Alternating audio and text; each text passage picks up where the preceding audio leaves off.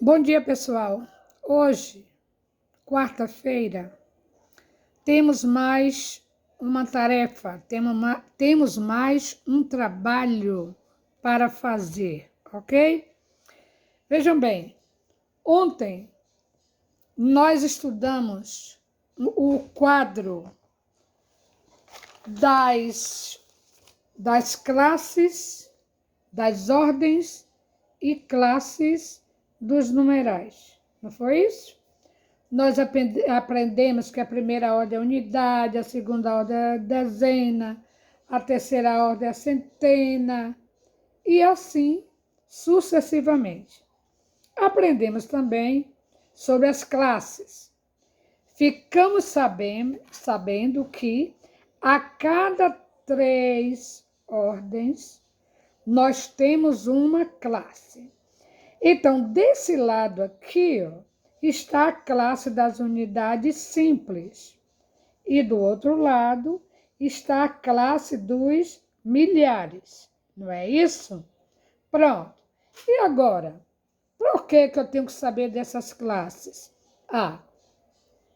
Para você ler um número pequeno é muito fácil.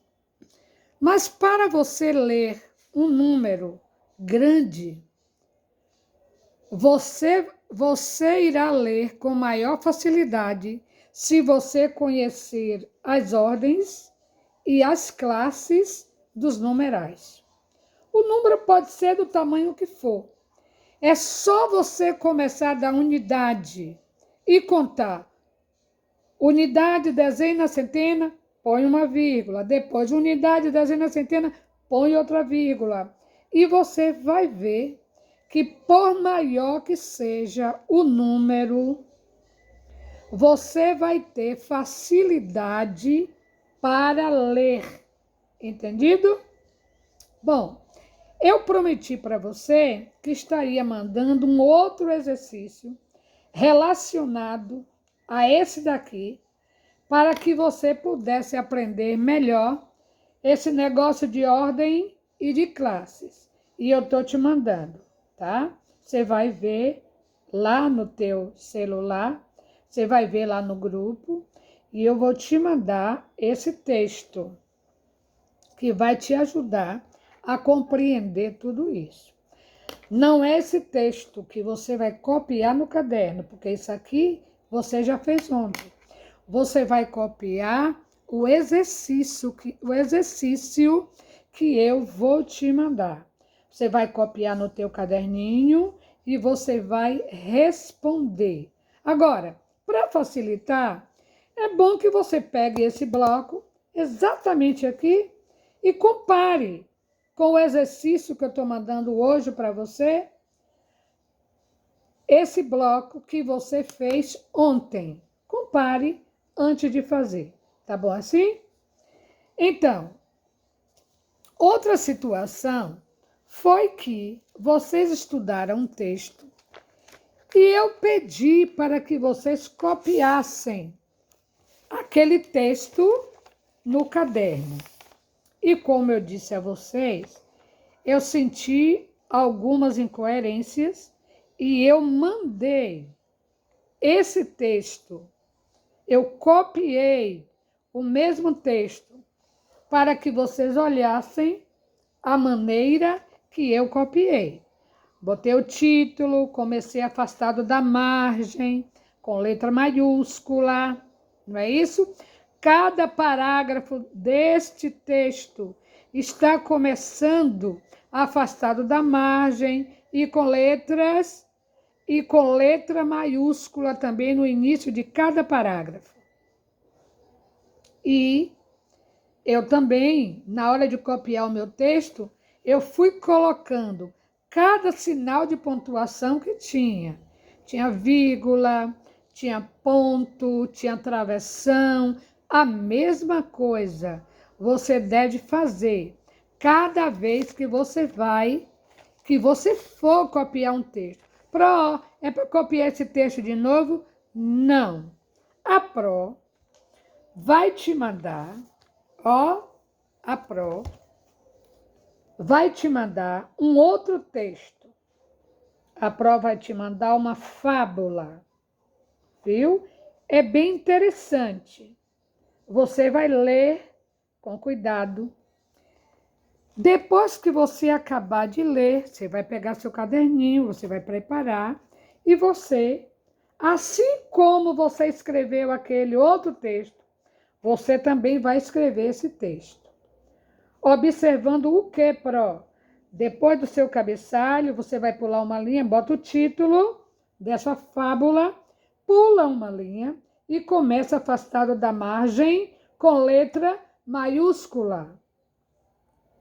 Cada parágrafo você vai copiar na mesma direção, quer dizer, afastado da margem e começando a letra inicial de cada parágrafo, a letra é maiúscula, ok? E vai mandar para que eu veja. Eu tenho certeza que com esse segundo texto você vai estar melhor na hora de escrever. Eu fiquei feliz que alguns alunos mandou para mim o texto, eles reescreveram de novo e quando eles me enviaram esse texto, eu notei que já estava bem melhor. É esse texto para copiar de novo, Pro? Não. Você vai copiar o texto que eu te mostrei, o texto dessa fábula, tá bom? É esse texto que eu quero ver no seu caderno, bem organizadinho. Agora, é só para escrever? Não. Você vai ler esse texto. E uma coisa que eu vou dizer para você, não leia só uma vez, leia várias vezes. Não leia somente para você. Convide a mamãe para ouvir a sua leitura. Convide seu irmãozinho para ouvir a sua leitura. Tá bom? O papai também, se estiver em casa, também para ouvir a sua leitura. Na verdade, cada vez que você lê, a sua leitura vai estar mais aperfeiçoada. Não se esqueça, para nós aprendermos qualquer coisa, nós temos que ler. Já pensou se a gente pegar uma bula de um remédio e não ler antes de usar? Ah, Pro, mas o médico lá diz como usar. Mas o melhor é que a gente leia. O médico disse, ok, mas eu vou ver o que é que diz a bula desse remédio e você vai ler. Então, para você aprender, você tem que saber ler. Você tem matemática, você tem que saber ler os exercícios. Você tem ciência, você tem que aprender a ler para compreender o assunto de ciência.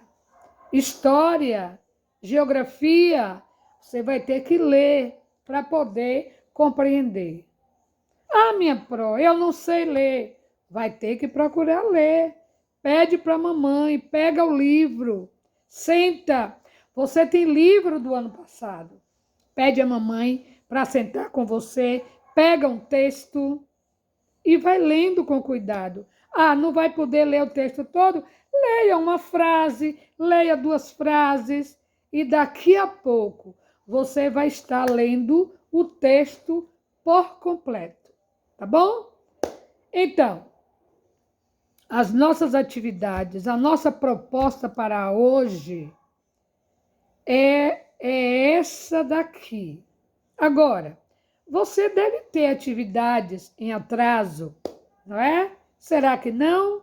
Tem alguma atividade em atraso? Você vai aproveitar o tempo e vai pegar as atividades que você não fez e vai fazer para completar o seu dia. Ah, Pro, eu não tenho atividade em atraso.